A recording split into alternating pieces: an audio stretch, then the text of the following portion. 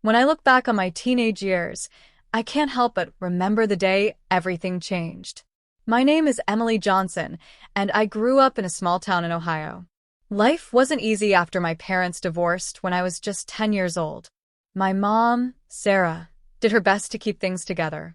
She worked long hours at the local hospital as a nurse, always tired but still making time to check on my homework or ask about my day.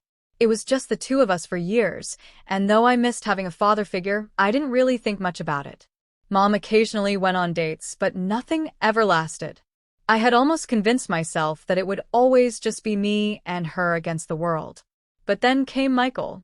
Michael Miller entered our lives when I was 15. He was different from the other men Mom had brought home for dinner. He wasn't flashy, he didn't try too hard, and he wasn't glued to his phone. He listened when people talked. He had this calm presence that seemed to put Mom at ease, and that in itself was unusual. I had seen her tense around other men, careful with her words. With Michael, her laugh was freer, more natural, almost like she had been waiting years just to exhale. Still, I wasn't ready to accept him right away.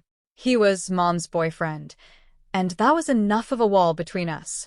I stayed polite, but distant. He didn't push, and I appreciated that. Months passed, and Michael became a steady part of our lives. He helped fix things around the house without being asked, like the leaky faucet in the kitchen that Mom had been putting off calling a plumber about. He also started showing up to my school plays and softball games. At first, it made me uncomfortable, like he was trying to step into a role that wasn't his. But over time, I couldn't ignore how genuine he seemed. The day Mom told me she and Michael were getting married, I remember going silent. Not because I was angry, but because I was scared. What if this changed everything? What if he treated me differently once the papers were signed? I'd heard stories from friends about stepdads who tried to control their lives or who made home feel like a place they didn't belong. The wedding was small and sweet, held at a local park under a canopy of oak trees. I stood next to Mom as her maid of honor, holding back tears as I saw her smile wider than I'd seen in years. Michael looked at her like she was the most precious thing in the world, and part of me relaxed that day. Maybe, just maybe, things would be okay. But I still couldn't predict what he would do that would change my life forever. One crisp autumn afternoon, about a year after they married, I found myself struggling with a secret I hadn't shared with anyone. High school was rough on me. I wasn't the most popular kid, and I had my share of bullies. They teased me about my clothes, my hair, even the way I talked. I kept quiet about it at home because I didn't want Mom to worry more than she already did. One evening, Michael knocked on my bedroom door. "Emily, can I come in?" I hesitated. Normally, I would have brushed him off with a quick excuse. But something in his tone made me nod and say, "Yeah." He walked in holding a small cardboard box. "I was in the attic and found something. Thought you might like it." Inside the box was an old acoustic guitar, a little dusty, but still beautiful. "It was my dad's," Michael said softly. "He taught me how to play when I was about your age. I figured maybe you'd want to learn too." I blinked at him, caught off guard. "Why would you give this to me?" He smiled, settling onto the edge of my bed. "Because I see how much you hold inside. Music helped me when I didn't know how to talk about things. I thought it might do the same for you." That was the first time I felt my walls crack. He hadn't tried to lecture me or pry into my life. Instead, he handed me something meaningful, something that belonged to his family, and trusted me with it. Over the next few weeks, Michael taught me chords and simple songs. At first, my fingers ached, and I got frustrated easily, but he never lost patience. We spent hours in the living room, him strumming softly and me fumbling until finally, I began to make music instead of noise.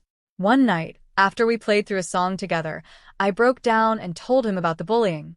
The words tumbled out between sobs, and I expected him to look disappointed or to tell me to toughen up.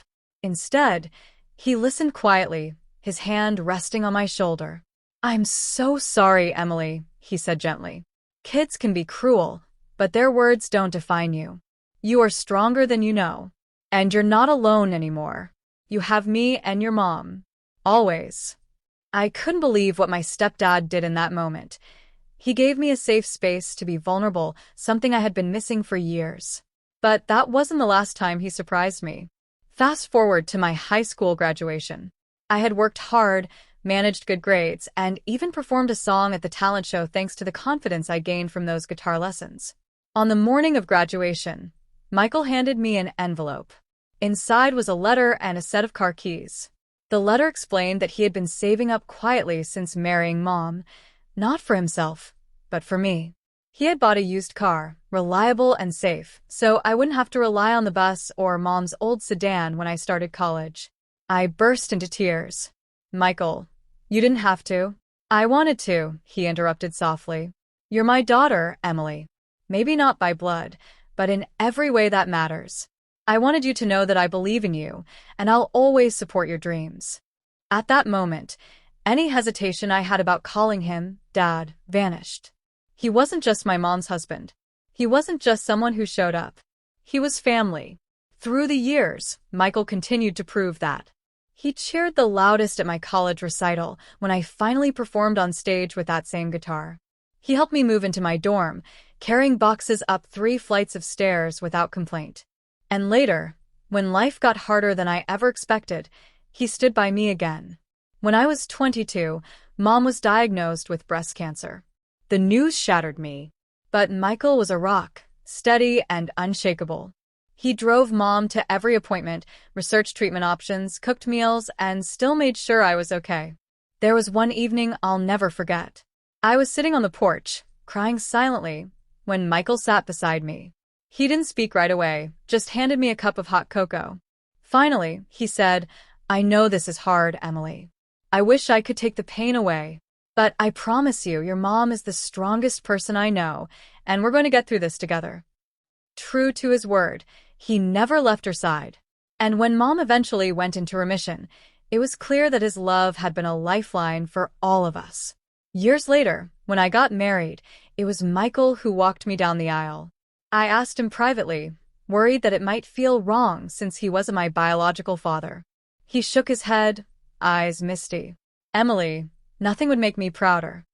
As I walked arm in arm with him that day, I thought back to that first guitar lesson, to the moment I first realized he wasn't trying to replace anyone. He was simply showing me what unconditional love looked like. I couldn't believe what my stepdad did, not just once, but over and over again. He showed me that family isn't just about blood. It's about choice, about actions, about love that is given freely. And because of him, I grew up not just with a stepdad,